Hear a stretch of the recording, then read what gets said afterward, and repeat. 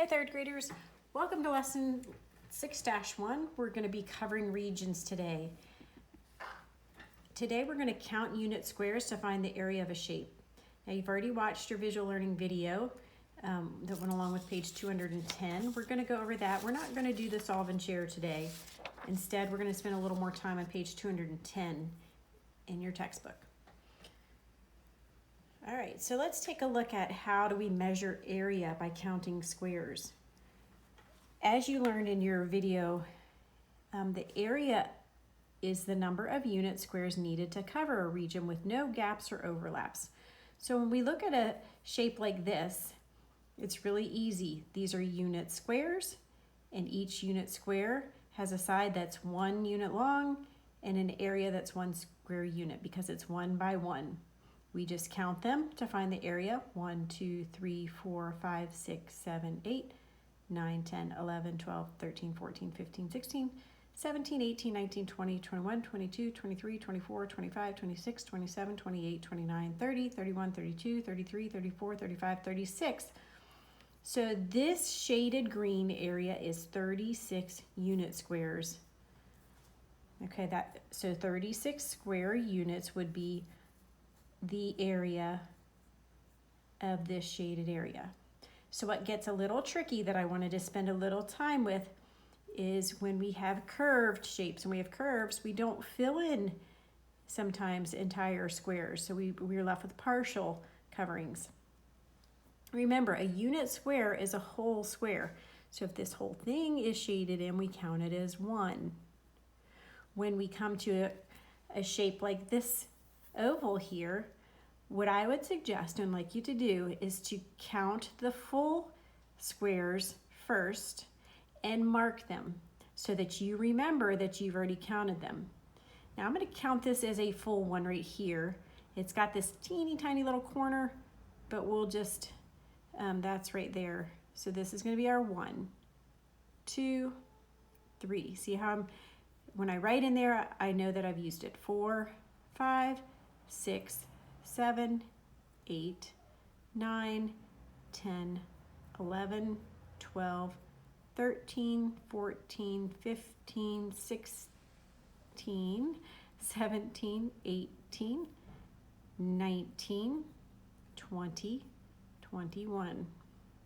Now I still have these along the edges that weren't full squares that we need to count.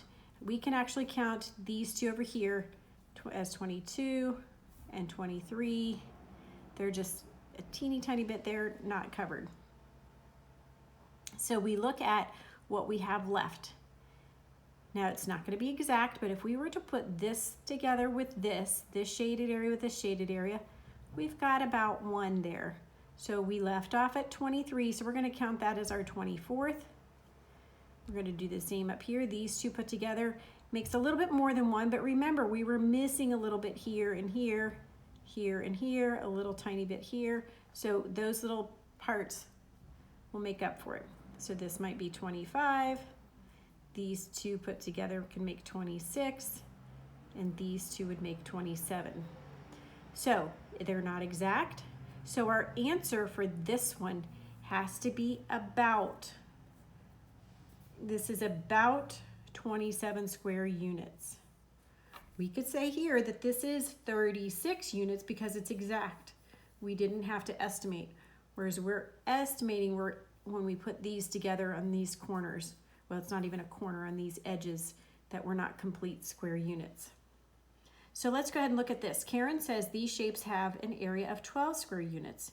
Do you agree with Karen? Explain. Let's start with the easy one. We just count the squares, because they're all full. 1, 2, 3, 4, 5, 6, 7, 8, 9, 10, 11, 12.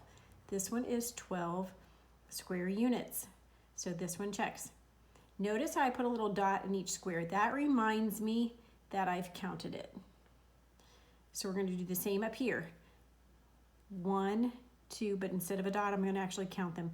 3 and 4. These are the only 4 that are completely filled. We can't count this one as a full one, but I would say if we combine these two, that this could be 1, so that would be 5. put these two together, that would make 6 if we combine those two.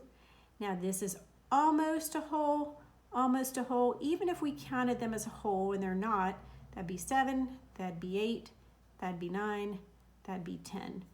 At the most, this one is about 10 square units. We can abbreviate square, SQ, U for units. Now remember, she was saying that both were 12 square units. We can't, counting each one of these as one would give us 12. 1, 2, 3, 4, 5, 6, 7, 8, 9, 10, 11, 12. But we're missing too much of some of these and they're not fully shaded. So this is not correct. So Karen was correct with this shape, but not the first one. All right, so taking a look on the next page, on page 211, we have another example. Emily wants to cover this octagon. If she tries to cover it using unit squares, there will be gaps or overlaps. Emily can break the square into 2 same-sized triangles and she can cover the shape completely using this triangle. 14 triangles cover the octagon. The area of the octagon is 7 square units.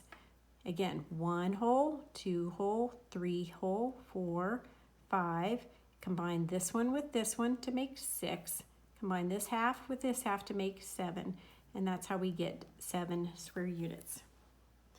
Guided practice says, do you understand? How do you know the area of the octagon is 7 square units? We just counted. So that one's done. Explain how to find the area of a shape is different from finding the length of the shape. So remember, the length is just 1, 2, 3, 4, 5, counting the edge, whereas the area is counting the shaded region inside of the shape. So that's the difference between the area of a shape and the length. The length is just how long it is. This length would be 1, 2, 3, 4. This would be 1, 2, 3, 4, 5. And the area is counting all of the squares inside. And I know that 4 times 5 is 20, so there's going to be 20 squares. So the area would be 20. Count and find the area, which I just did. If this is 5 and this is 4, we can multiply those two. But we can also count them. 1, 2, 3, 4, 5, 6, 7, 8, 9, 10, 11, 12, 13, 14, 15, 16, 17, 18, 19, 20. That would be 20 square units. This triangle here, this one's complete. This is our second one. If we put these two together here, that could be our 3. These two together here would make 4. And this one plus this one would make 5. So this one is about 5 square units. It's not curved, so this probably would be, we might not even need to use the word about, but it's 5 square units. You're going to do the same in your independent practice with 5, 6, 7, and then turn over and do number 12 on the back.